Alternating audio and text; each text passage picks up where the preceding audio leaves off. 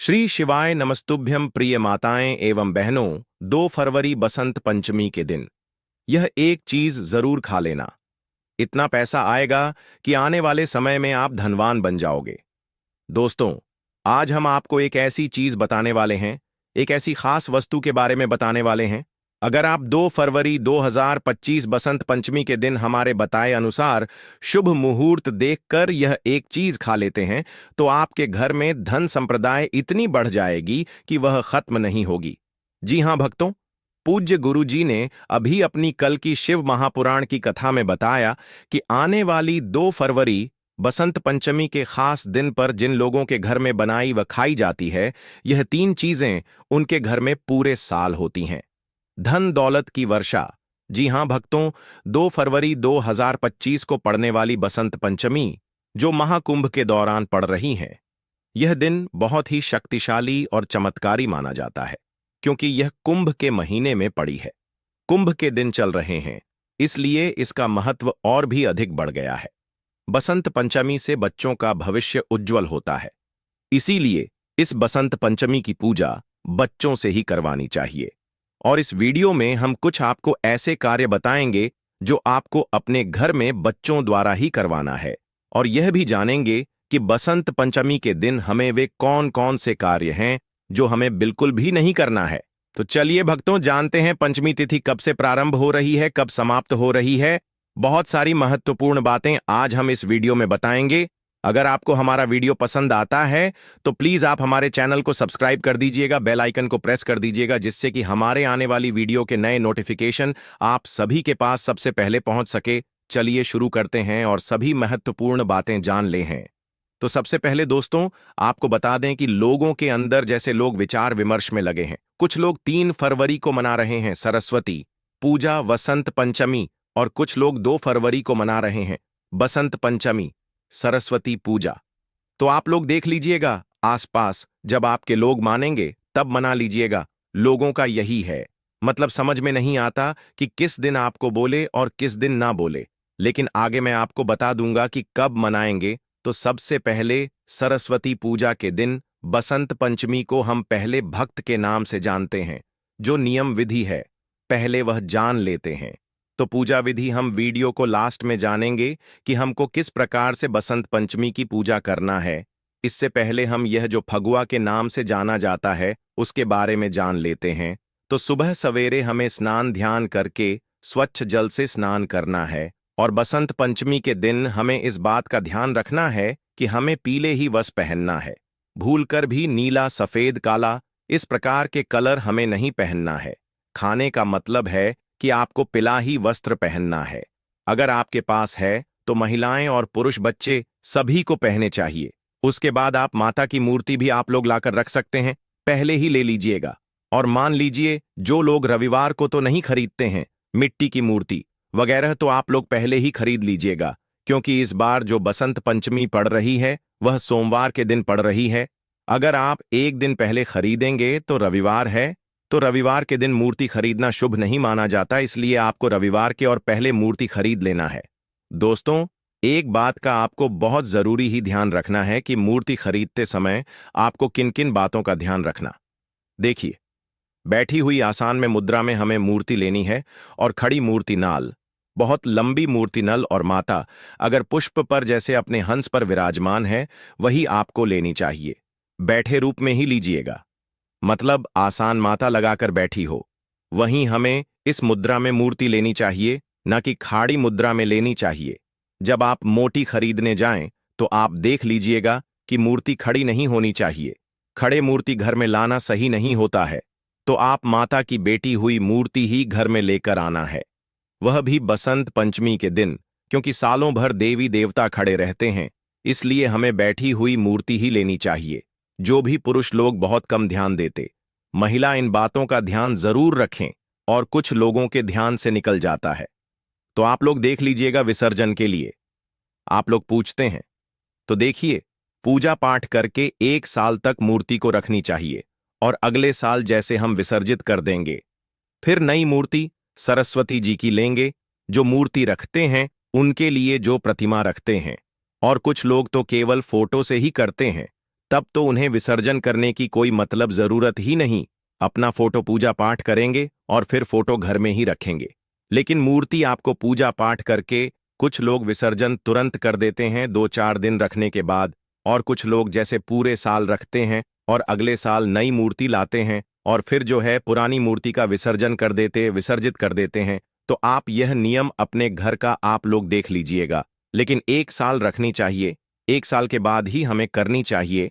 तो इसलिए आपको माता सरस्वती की बेटी हुई मूर्ति लाना है, क्योंकि हम उनको 1 साल तक घर में बैठकर रखते हैं और फिर अगले साल आप दूसरी जब नई मूर्ति लेकर आए तब आप पुरानी मूर्ति को किसी पवित्र नदी में जाकर नियम व तरीके से विसर्जन कर दें।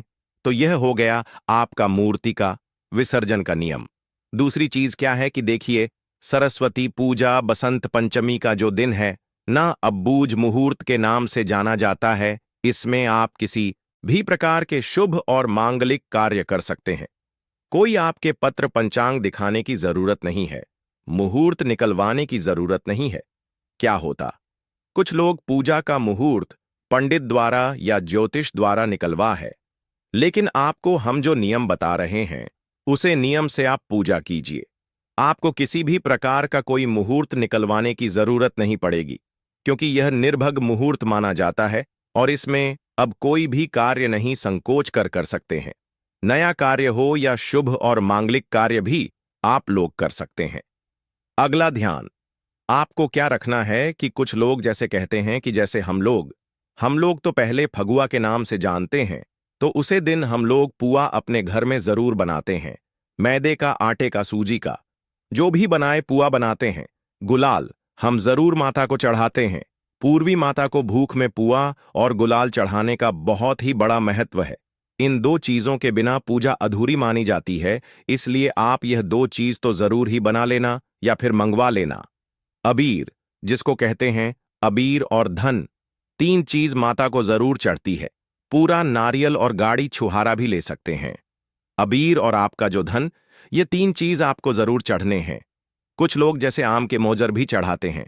कुछ लोगों के चढ़ता है तो आपको मिल जाता है तो जरूर चढ़ाएं, और नहीं मिलता है तो यह जो भी मिल जाता है उसी से आपको पूजा पाठ करनी है। ये क्लियर हो गया।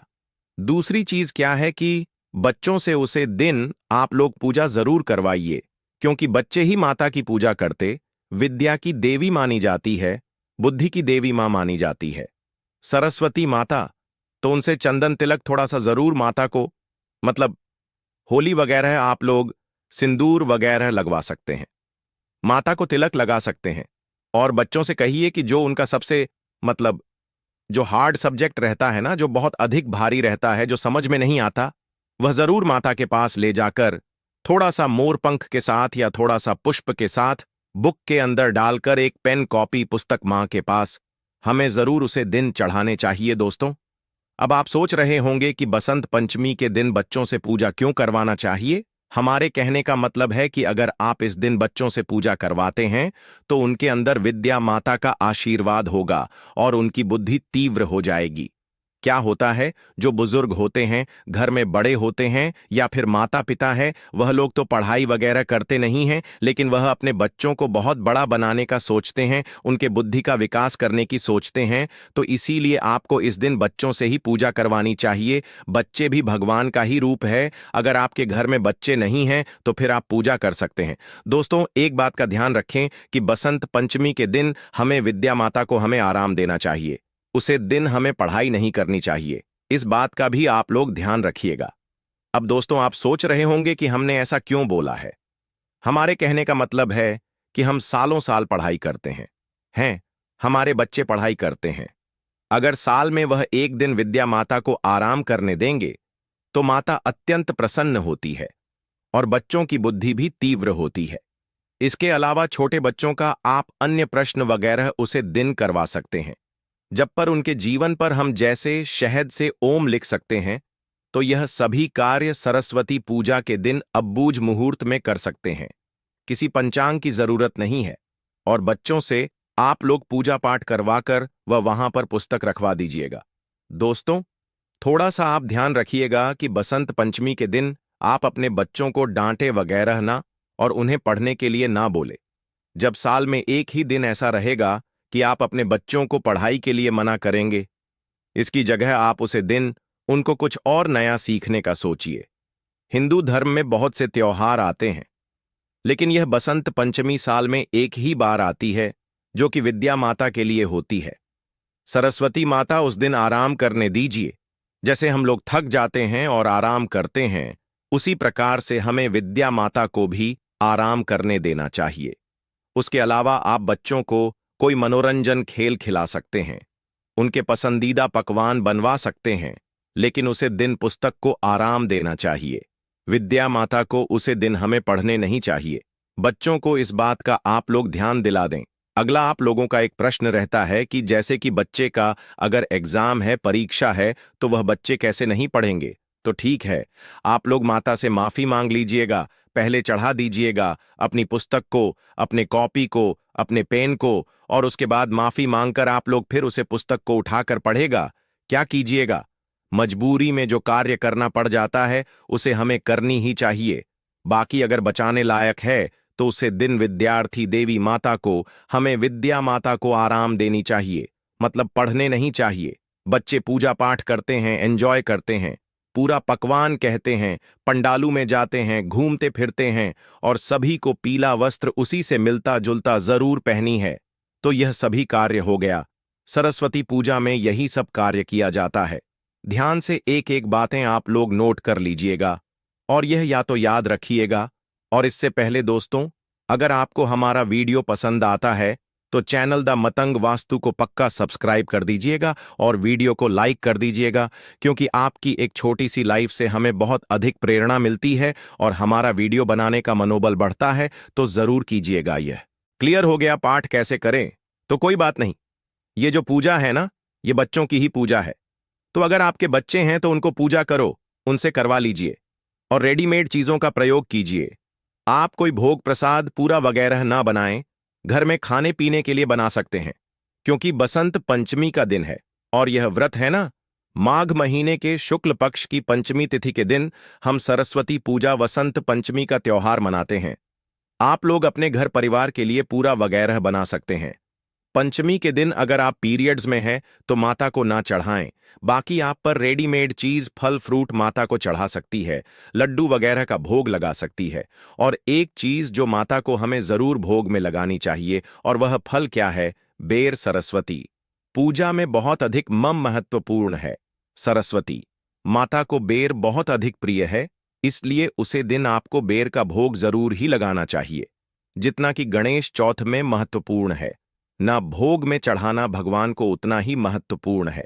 सरस्वती पूजा में बैर का होना, तो अगर आपको मिल जाता है आसानी से कोई भी वर, 2-4 ही लाइए केवल पूजा के लिए, लेकिन जरूर लेगा।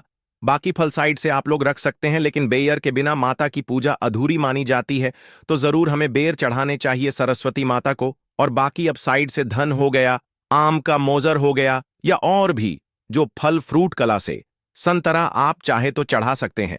पीला आसान से हमें माता को विराजमान करनी है, पीला कपड़ा उठानी है और पीले चीजों का ही प्रयोग करनी है। खुद भी पहनना है, माता को भी जो वस्त्र देते हैं पिलाई खरीदे, और इस पर हम माता को चढ़ाकर धूप अगरबत्ती दिया, कलश चाहे तो कलश में रख सकते हैं। ये सभी चीजों के साथ, फ्रूट के साथ, सिंदूर चंदन के तिलक के साथ, सिंदूर तिलक के साथ हम माता की पूजा करेंगे, आरती करेंगे, और इस विधि से हम सरस्वती माता को प्रसन्न करना चाहते हैं। पूरा वगैरह चढ़ाते हैं और है माता हमारे बच्चों के ऊपर, हम हमारे घर परिवार के ऊपर अपना आशीर्वाद बनाकर रखें। माता से हमें प्रार्थना करने की है। माता के विद्या देने वाली माता को सरस्वती माता को ही मानते हैं। बुद्धि विद्या हमारे बच्चों में कूट कूट कर भरी है कि थोड़ा सा बच पढ़ाई लिखाई पर ध्यान दें, बुद्धिमान बने, समझदार बने। तो यह सब तो हम भगवान से चाहते हैं, तो माता से हमें हाथ जोड़कर प्रार्थना करना है, प्रणाम करना है, और जितने नियम विधि आपको बताया है सभी कार्य आपको करने। आप तो चलिए आगे जान लेते हैं। सरस्वती पूजा का त्योहार हमें कब मनाना है, तो आपको बता दूं कि सरस्वती पूजा का त्योहार हम लोग जैसे 3 फरवरी को मनाएंगे। दिन है सोमवार, सोमवार के दिन हम बस पंचमी का त्योहार मनाएंगे, और कुछ लोग जैसे 2 तारीख को भी मना रहे हैं, तो आप अपना देख लीजिएगा। वैसे तो हिंदू पंचांग के अनुसार आपको हम बताते हैं कि बसंत पंचमी का त्योहार किस दिन, शुभ मुहूर्त, तारीख, पूजा विधि का शुभ समय क्या हुआ, तो वीडियो के अंत तक बने रहे। तो चलिए दोस्तों जानते हैं। हिंदू कैलेंडर के अनुसार बसंत पंचमी का त्योहार 2025 में बसंत पंचमी 3 फरवरी को मनाई जाएगी। कुछ लोग हैं जो कि 2 फरवरी को ही मान लेते हैं। वैसे हिंदू कैलेंडर के अनुसार 3 फरवरी को बसंत पंचमी का त्योहार हिंदू धर्म में बड़े धूमधाम से मनाया जाएगा कि शुक्ल पक्ष की 5वीं तिथि को मनाया जाता है। यह खास तौर पर सरस्वती पूजा के रूप में मनाया जाता है और बसंत रथ की शुरुआत का प्रतीक भी है। इस दिन लोग विशेष रूप से विद्या की देवी सरस्वती की पूजा करते हैं और पीले रंग के कपड़े पहनने की परंपरा है जो बसंत रथ के रंग को दर्शाता है। और यह दिन विशेष रूप से सरस्वती पूजा के रूप में मनाया जाता है। सरस्वती पूजा का उद्देश्य विद्या, ज्ञान और कला की देवी सरस्वती की पूजा करना होता है।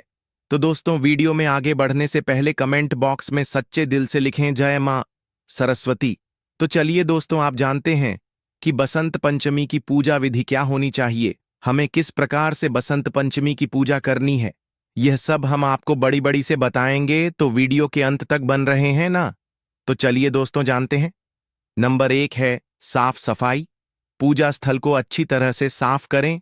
घर के मंदिर या पूजा स्थल को स्वच्छ करें। उस स्थान को साफ करें जिस स्थान पर आप माता सरस्वती जी की पूजा करेंगे। इसके बाद आपको क्या करना है कि इस दिन पीले रंग के वस्त्र पहनने की पर है, क्योंकि पीला रंग बसंत राथु का प्रतीक है। इसलिए हमें पसंद हेतु का स्वागत पीले वस्त्र पहनकर करना चाहिए। पीले वस्त्र आपको आसानी से उपलब्ध हो जाएंगे या फिर आपके पास पहले से ही होंगे। जरूरी नहीं कि आप उसे दिन नहीं बस 3 पहने। आप पुराने जो वस्त्र हैं उनको साफ करके स्त्री वगैरह करके पहन सकते हैं। आसन की व्यवस्था, पूजा के लिए साफ और पवित्र आसन बिछाए। खास तौर पर पीले या सफेद रंग के आसन का उपयोग किया जाता है। पवित्रता स्नान करने के बाद शुद्ध होकर पूजा करें। तो दोस्तों इस दिन आपको पवित्रता का विशेष रूप से ध्यान रखना है। नंबर 2 है पूजा सामग्री। पूजा के लिए निम्नलिखित सामग्री की आवश्यकता होती है। पूजा सामग्री का विशेष महत्व, बिना पूजा सामग्री के पूजा सफल नहीं होती है। तो चलिए दोस्तों जानते हैं कि बसंत पंचमी के दिन हम ऐसी कौन सी सामग्री है जिससे हमारी पूजा सफल हो जाए। सरस्वती की मूर्ति या चित्र, यदि मूर्ति नहीं है तो चित्र भी हो सकता है। तो आपको मूर्ति जरूर ही ले लेनी है। बस मूर्ति लेते समय आप थोड़ा सा ध्यान रखें कि मूर्ति बैठी हुई अवस्था में होनी चाहिए दोस्तों।